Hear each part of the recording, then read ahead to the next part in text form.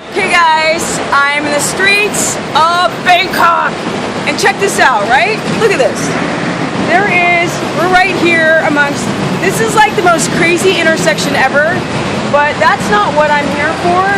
I'm not here to talk about the intersection, no!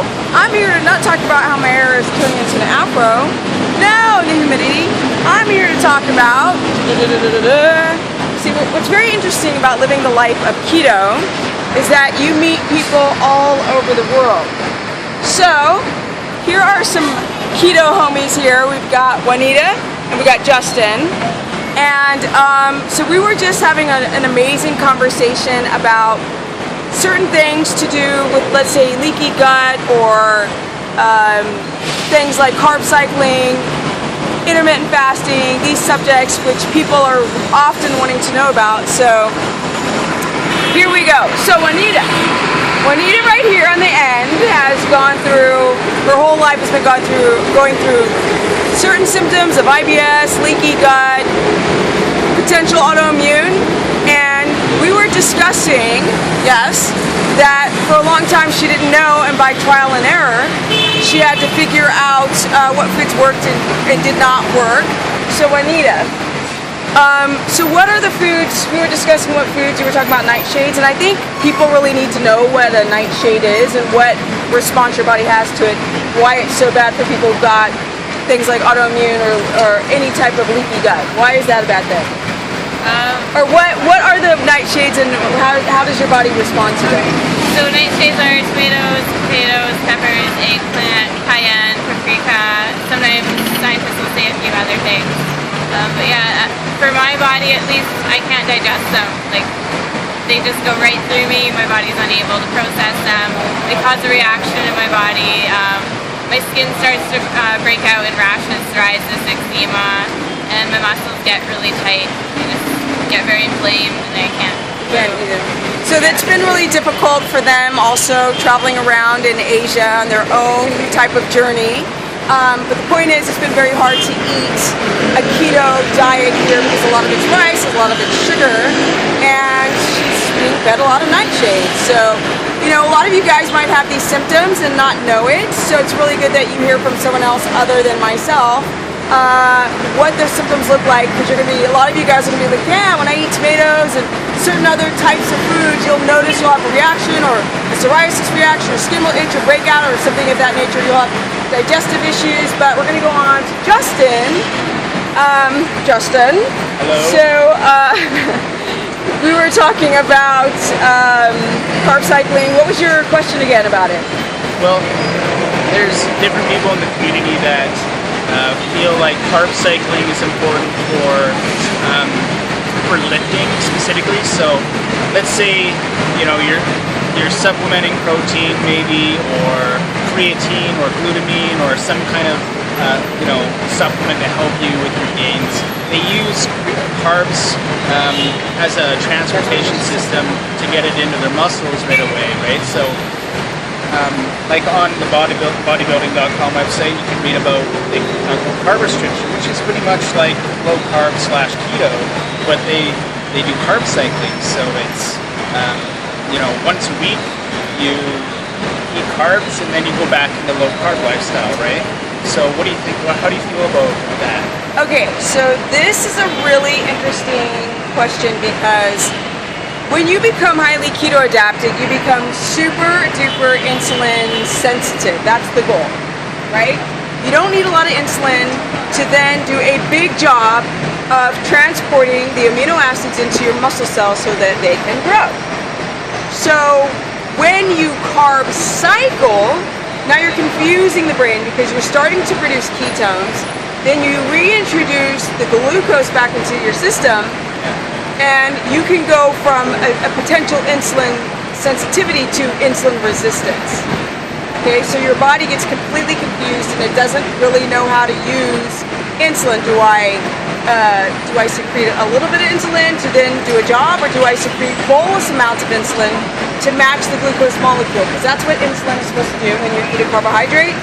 You have an apple, and the amount of carbs that are in an apple, your body's supposed to match it with the amount of insulin to be able to transport that glucose to energy or to store. So this is the problem with people who cycle their carbohydrates. Instead of becoming insulin sensitive, so their small amount of insulin amounts can do a big job, a lot of people will become insulin resistant.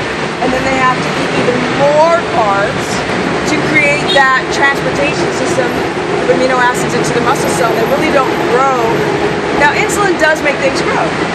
That's what it does, but it also makes your body fat grow quite a lot. So a lot of these guys, yes, you eat a lot of carbohydrates, you refeed, you're going to have this glucose insulin response. You are going to transport amino acids into the muscle cell, but you're also going to convert glucose into triglycerides, and you're going to stuff your body fat cells, and they're going to divide, and they're going to swell, and they're going to become more efficient at storing fat and less efficient at burning the fat. That's what we want. So I would say it's better to become insulin sensitive all the time without needing to refeed, so your body does not get confused. So you squirts or secrete a small amount of insulin that does a big job, so you don't need a lot of protein because you're not catabolic. That's a problem with bodybuilders, is that they're chronically catabolic because they're breaking down their body and they're cycling their carbs a lot. They're like, oh, I'm not going to eat carbs for 3 days because I need to get lean. And now they're eating a lot of carbohydrates. So in this case, they're going through a lot of blood sugar dysregulation. They also overtax their adrenal glands. They become very good at storing. They become insulin resistant, which is a huge problem in the bodybuilding community because after a while, they can't burn fat. The older you get and the more resistant you become, you can't drop the body fat. So I don't know if I answered the question. No, that makes sense. Yeah. So you feel like sticking with the keto adaptation is the key, and what kind of, like, when it comes to being catabolic or anabolic, from what I've heard, like how long you're working out affects that. Right? If you're working out longer than like 45 minutes to an hour,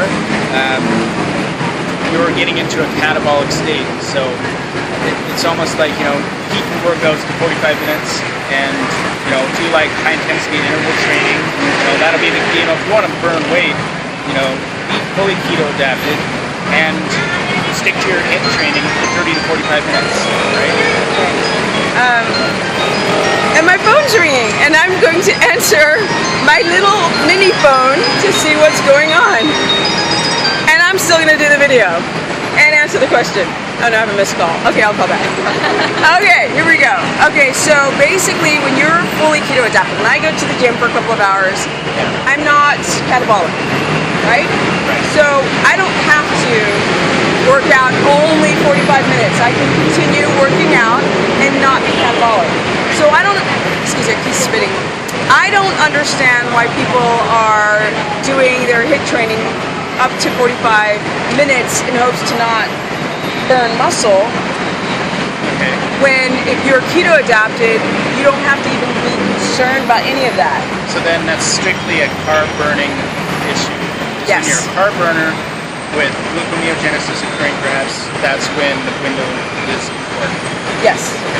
That window, especially in the beginning when you're trying to transition. So there's a transition period, guys. There's a difference between producing ketones or being in ketosis and being highly keto adapted. So if you're not highly keto adapted and you're working out and you're doing, let's say, HIIT training, or if you're just straight running on the treadmill 45 minutes, you're going to break down muscle and you might produce some ketones that get into the system, but the body is still going to want to produce and use glucose.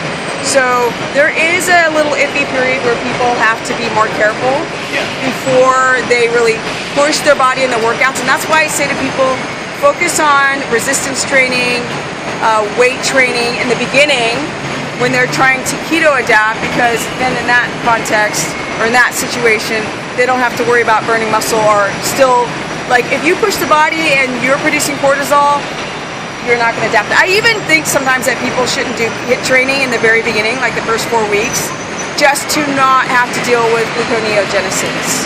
So does that kind of cover some of the subjects? Yeah. But let's go back to Juanita's Yeah. allergy issues. So Juanita tried ketosis for 4 weeks, and during that time she was consuming things that she was allergic to because of her autoimmune issues, right? So it was like nuts and eggs, so allergy issues for her. What else was there? Was there anything else that, she wasn't tracking her protein precisely. It was just kind of like, okay, high fat, low carb, and protein, yeah, I'll get that in there, right? So, being on top of it was an issue, but also like the allergies to the eggs and the nuts was causing that, low level inflammation that was, preventing her from keto adapting fully, right? Yeah, so with Juanita's issues with autoimmune and potential leaky gut, which, this could have started from being from her mother. It's called epigenetics. It could have been determined on what your mother ate prior. And then the exposure to certain allergens. And her particular genetics just can't handle that food. So it's been a long, tough road for her. So she knows now that the problem with Juanita is the limitation of what she can eat. And if she's trying to do the ketogenic diet and she's not adapted, then it's hard. It's hard for anyone because there's no energy. You're not adapted and you're eating low carb. So if I understand correctly, Juanita, you were able to kind of clear up some of your leaky gut symptoms, but your energy was crap. But at the same time, I found out by talking to her that she still was keeping certain allergens in, like nuts, potentially overeating the protein. And so that's how sensitive the protein is. So for her, I would say do another 4 weeks of trying keto, cut out. That's why I'm so strict, is because of this exact situation or conversation. Cut out anything that could be an allergen. Jack up your fats real high, because if your protein is very, very moderate, you don't need a lot of protein, especially the muscle mass between Juanita and I is going to be very different. I mean, my body is more demanding of needing energy. So you don't need as much protein synthesis to repair. So it'd be really easy to kind of cut your protein down. And you'll find out that when you cut your protein down, you'll get hungry. So you'll have to bump up your fats quite high to feel satiated, which will happen without having nuts. Nuts is just all that fight.